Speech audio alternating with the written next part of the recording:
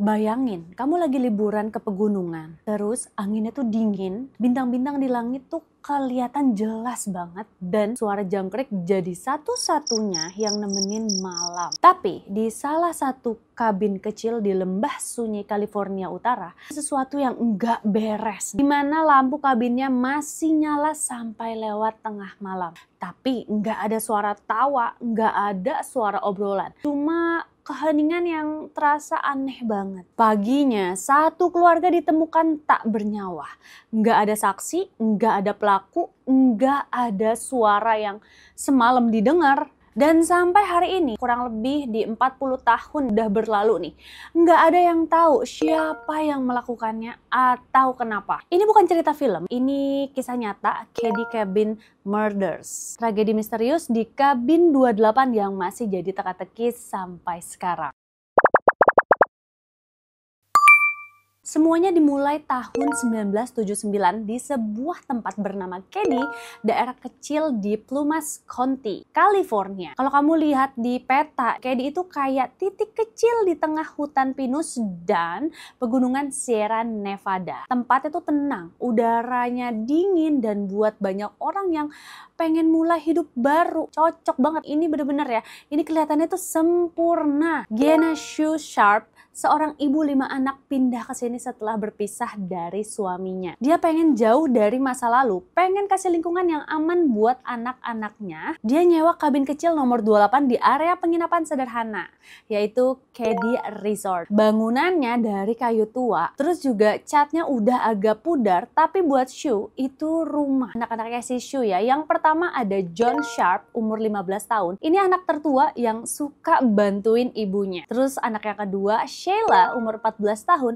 remaja cewek yang lagi suka nongkrong bareng temen-temennya. Lalu ada Tina nih, anak ketiga, umur 12 tahun. Dia tuh pendiam tapi dekat banget sama ibunya. Lalu ada 2 anak kecil, Rick umur 10 tahun dan Greg umur 5 tahun yang masih sekolah dasar. Mereka datang dengan harapan yang sederhana, hidup tenang, sekolah, dan jauh dari masalah. Penduduk sekitar kenal Sue ini tuh sebagai orang yang baik, lalu ramah, dan selalu sapa tetangga. Dia juga dikenal sebagai ibu tunggal yang kuat. Kehidupan mereka tuh enggak mewah, tapi penuh usaha. Hari-hari di Keddie berjalan biasa. Sue sering kerja serabutan, John bantu di sekitar rumah. Lalu anak-anak main di halaman depan kabin. Keddie Resort itu sendiri lumayan sepi. Cuma ada sekitar 30 kabin yang ditempati. Dan sebagian besar penghuninya warga lokal, bukan turis. Tapi sejak awal, Sue ngerasa ada yang ganjil di lingkungan barunya. Beberapa tetangga agak aneh. Terutama salah satu pria bernama Martin Smart yang tinggal di kabin 26. Nggak jauh dari rumah mereka. Smart dikenal temperamen, sering marah-marah ke istrinya Martin. Kebetulan anak tirinya Justin sering nih main ke rumah Sue, temenan sama 2 anak kecilnya Sharp. Awalnya hubungan mereka tuh biasa aja, tapi belakangan Sue sempat curhat ke beberapa teman bahwa dia tuh nggak terlalu nyaman ya dengan Martin. Nggak jelas kenapanya, cuma katanya ada sesuatu yang bikin suasana di sekitar kabin itu terasa berat. Tanggal 11 April 1981, hari Sabtu malam di kabin 28, suasananya santai aja. Sheila lagi nginep di rumah tetangganya. John keluar bareng temannya Dana, remaja 17 tahun dari Quincy, kota tetangga. Sekitar jam 10 malam, udara di Keddie turun drastis jadi dingin. Kabut tipis mulai turun dari pegunungan dan jalan tanah di depan kabin jadi sepi total. Tetangga sebelah, pasangan yang tinggal di kabin 16, sempat dengar suara kayak teriakan pendek tapi samar banget. Waktu itu tuh mereka mikir cuma suara orang mabuk atau mungkin suara film di TV. Jadi nggak ada yang curiga. Di dalam kabin 28, lampu tuh masih nyala. Kalau dari luar, kamu tuh bakal lihat cahaya hangat dari jendela ruang tamu. Tapi kalau kamu berdiri agak dekat dan ngintip ke dalam, kamu mungkin bakal ngerasa sesuatu yang nggak beres nih, dimana kayak hawa dingin yang nggak wajar atau suara langkah pelan di lantai kayu. Sekitar jam 1 pagi suasana berubah total, dimana anjing tetangga tiba-tiba menggonggong tanpa henti. Salah satu warga sempat keluar rumah nih buat lihat apa yang terjadi, tapi cuma lihat kegelapan dan kabut. Semua jadi sunyi lagi guys. Pagi berikutnya, Sheila pulang nih dari rumah temannya. Dia buka pintu kabin seperti biasanya. Dan pada saat itu pintu tuh nggak dikunci. Dia sempat heran, Pak rumahnya kok sepi banget ya. Biasanya adik-adiknya udah ribut main dari pagi. Begitu dia melangkah masuk beberapa langkah, hawa dingin dari luar kalah sama hawa dingin yang tiba-tiba muncul nih dari dalam kabin ya. Ada perasaan aneh yang bikin kulitnya merinding dan Sheila langsung manggil, Mom, John, Tina, dan nggak ada jawaban sama sekali. Sampai akhirnya pandangannya jatuh ke ruang tamu dan di sana dia lihat sesuatu yang nggak pernah hilang dari ingatannya seumur hidup. Sheila langsung berlari keluar ya sambil teriak minta tolong. Dan tetangga langsung datang dan dalam hitungan menit polisi dipanggil. Tapi anehnya sebelum aparat datang, beberapa orang sempat masuk ke rumah. Jadi membuat TKP itu berantakan dan barang bukti jadi rusak. Karena di sana tuh jejak kaki itu kan bercampur ya dan sebagian area tuh nggak pernah didokumentasikan dengan benar. Dan satu hal yang paling mengerikan, Tina, adik perempuan Sheila, nggak ada di mana-mana. Jadi sih di Sheila tuh hilang guys. Kayak dia yang biasanya sepi mendadak gempar. Tetangga paling dekat, seorang pria bernama James Sibold datang pertama kali dan di sini dia bantu nenangin Sheila. Lalu masuk lagi nih ke dalam kabin buat lihat apa yang terjadi. Begitu dia melangkah masuk, nafasnya tuh langsung tercekat. Dia nggak kuat lama-lama di dalam. Yang bisa dia lakukan cuma keluar sambil bilang, ada yang ngebun-bun mereka semua. Dan di sini polisi dari Plumas County tiba sekitar pukul 8 pagi, tapi begitu sampai mereka tuh langsung ketemu satu masalah besar di mana TKP udah rusak dan orang-orang udah keburu masuk. Beberapa bahkan nyentuh barang di dalam rumah. Waktu itu tahun 1981 di mana belum ada prosedur pengamanan TKP seketat sekarang. Banyak jejak kaki yang akhirnya nggak bisa diidentifikasi. Dan yang bikin bingung, 3 anak kecil, Rick, Greg, dan Justin, teman mereka yang nginep malam itu ya, ditemukan selamat di kamar sebelah. Mereka tidur di kamar belakang dan katanya mereka nggak dengar apa-apa. Polisi bingung banget karena jelas apapun yang terjadi di ruang tamu itu nggak mungkin senyap. Pasti ada suara keras ataupun suara benturan. Mungkin juga nih ada suara jeritan. Tapi si 3 anak yang ada di kamar sebelah, mereka tuh bisa tidur dengan nyenyak. Atau nih, mereka sebenarnya tahu sesuatu. Beberapa jam kemudian, polisi mulai mendata nih semua anggota keluarga. Sheila, anak pertama, masih syok. John dan Dana ditemukan di ruang tamu. Shu, sang ibu, juga ditemukan di sana dan satu nama belum ketemu yaitu Tina Sharp. Anak 12 tahun itu lenyap begitu saja. Polisi langsung menyebarkan pencarian besar-besaran, tapi waktu itu daerah Keddie luas banget dan banyak area hutan tebal di sekelilingnya. Hari pertama pencarian nggak ada hasilnya, lalu hari kedua juga nihil sampai berminggu-minggu kemudian nggak ada tanda-tanda Tina. Satu-satu hal yang jelas hanyalah satu, kejadian di kabin 28. Malam itu bukan kejahatan biasa.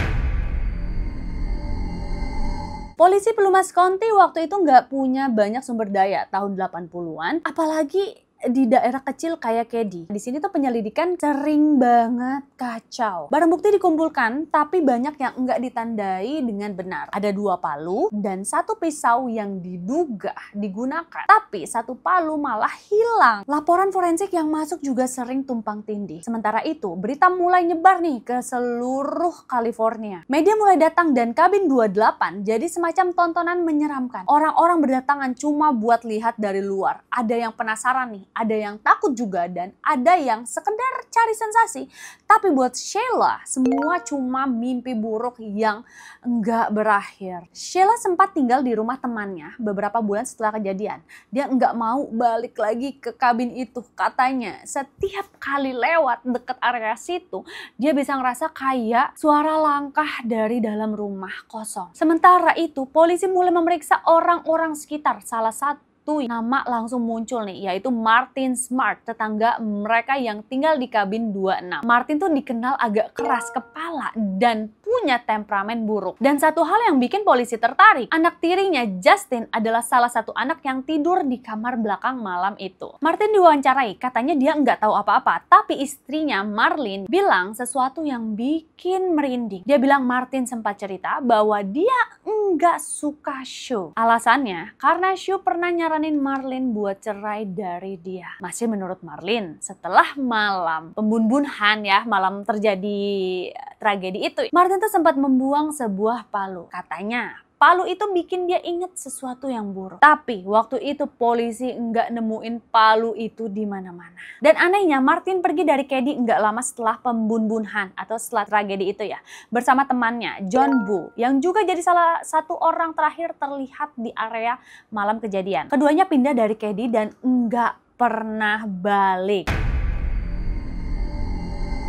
Tahun-tahun berlalu dan kasus Cabin 28 jadi dingin. Polisi kehilangan arah. Bukti banyak yang enggak bisa dianalisis. Tina, anak yang hilang belum juga ditemukan, lalu keluarga Sharp yang tersisa akhirnya pindah dari Cady. Area resort itu pelan-pelan ditinggalkan. Bangunan-bangunan kabinnya mulai lapuk. Termasuk Cabin 28 yang akhirnya dirobohkan beberapa tahun kemudian. Tapi di tahun 1984, 3 tahun setelah kejadian, ada satu hal yang bikin semua orang di Plumas County kaget lagi. Seorang pria lagi jalan di area hutan sekitar 50 km dari Cady dan dia nemuin tengkorak kecil. Awalnya dikira tulang hewan, tapi setelah diperiksa itu ternyata tulang manusia. Di dekatnya ada fragmen tulang lain, terus juga ada sepatu kecil dan pakaian anak perempuan. Hasil forensik memastikan itu Tina Sharp. Yang bikin tambah misterius, tengkorak itu ditemukan setelah telepon anonim datang ke kantor sheriff. Orang di telepon itu cuma bilang, kalian nyari anak itu kan? Coba cek di Butte County, dekat Feather Falls. Dan setelah lokasi itu dicek, benar kan? Di sanalah mereka nemuin sisa jasad Tina. Tapi sampai hari ini, identitas penelpon itu enggak pernah ketahuan. Setelah itu penyelidikan kembali dibuka nih. Tapi masalahnya tetap sama. Terlalu banyak bukti yang hilang dan terlalu banyak orang yang udah meninggoy dan pindah. Tahun demi tahun lewat, 1986, 1991, sampai 2000, kasus Cabin 28 tetap jadi misteri. Namun di balik semua itu ada satu hal yang bikin beberapa penyidik ya, pelakunya masih orang dekat. Mungkin seorang yang waktu itu sering berinteraksi dengan keluarga Sharp. Mungkin juga seseorang yang tahu nih rutinitas mereka, tahu kapan mereka sendirian di rumah dan tahu siapa yang bakal nginep di mana malam itu. Dan semua itu cocok banget dengan profil Martin Smart dan temannya Boo. Tahun 2016, detektif baru dari Plumas County, Mike Gamberg, memutuskan buat buka ulang kasus ini. Dia yakin banyak hal yang dulu nggak kebaca bisa dipahami lebih jelas pakai teknologi modern. Dia mulai ngumpulin ulang semua berkas, laporan, dan bukti yang tersisa. Dan di tumpukan dokumen lama itu, dia nemuin sesuatu yang bikin bulu kuduk berdiri. Di mana sebuah rekaman kaset dari tahun 1984, di situ tuh ada panggilan telepon anonim yang ngasih tahu lokasi jasad Tina. Kaset itu ternyata nggak pernah didengarkan lagi sejak pertama kali direkam. Artinya, selama lebih dari 30 tahun ada bukti penting yang cuma terlupakan di arsip. Gamberg juga nemuin palu berkarat di dasar sungai dekat lokasi kabin. Dan ketika dibandingkan dengan deskripsi palunya Martin Smart yang hilang, ukuran dan bentuknya cocok dan persis. Dan lebih seram lagi, di laporan psikiater lamanya Martin Smart tertulis pengakuan samar yang bikin merinding, yaitu aku kehilangan kendali malam itu. Aku ingin balas dendam. Tapi surat itu nggak pernah diproses jadi bukti hukum. Waktu penyidik baru coba verifikasi, Martin dan Boo udah meninggoy bertahun-tahun sebelumnya. Kasusnya resmi masih belum terpecahkan.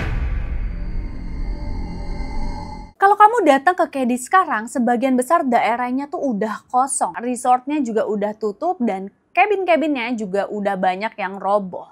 Tapi penduduk sekitar bilang tempat itu masih kerasa aneh. Ada yang bilang malam hari kadang terdengar suara langkah dari arah bekas lokasi Cabin 28 dan ada juga yang ngaku pernah lihat cahaya lampu redup di antara pepohonan. Padahal ya nggak ada listrik di sana. Beberapa pengunjung bilang waktu mereka lewat di malam hari, anjing mereka tuh tiba-tiba menggonggong ke arah hutan tanpa sebab. Dan yang paling sering diceritakan adanya suara samar anak kecil yang manggil nama ibunya dari kejauhan. Entah cuma sugesti atau memang ada sesuatu di sana. Yang pasti Setiap kali ada yang datang ke bekas area kabin 28, udara di sana terasa berat. Bukan cuma karena sejarah kelamnya, tapi karena misterinya yang belum selesai. Kasus ini tuh bukan cuma soal siapa yang melakukannya, tapi juga soal kenapa satu keluarga bisa jadi target pembunuhan yang brutal tanpa alasan yang jelas. Sebagian orang percaya ini tuh soal dendam pribadi, dan sebagian juga bilang ini tuh mungkin melibatkan orang lain yang lebih besar. Ada teori liar yang bilang kasus ini tuh sempat ditutup karena salah satu pelaku punya hubungan dengan aparat. Tapi semuanya tuh ya cuma spekulasi. Nggak ada yang bisa ngebuktiin sampai sekarang. Kisah kayak di Cabin Murders ya, mungkin nggak bakal pernah dapat akhir yang jelas. Dimana semua pelaku utama yang dicurigai udah meninggoy, dan sebagian bukti juga udah hilang, dan TKP-nya pun udah rata dengan tanah. Tapi buat keluarga Sharp yang masih hidup, mereka masih terus berharap suatu hari kebenaran bakal muncul. Sheila yang sekarang dewasa, beberapa kali diwawancara media, dia bilang setiap kali dia lihat kabin tua di tengah hutan, dia tuh ngerasa balik lagi ke tahun 1981. Dan buat sebagian orang di Keddie, cabin itu tuh bukan sekedar tempat kejahatan. Itu tuh simbol ketakutan yang hidup. Pengingat bahwa kejahatan bisa terjadi bahkan di tempat yang paling tenang sekalipun. Seperti itulah Kamek Cerita episode hari ini ya guys. Kalau kamu suka sama cerita-cerita Kamek, boleh banget di subscribe ya guys ya. Jangan lupa di like juga, di share ya guys. Sampai ketemu di Kamek Cerita episode berikutnya. See you guys. Rekomendasi Kamek nggak pernah salah.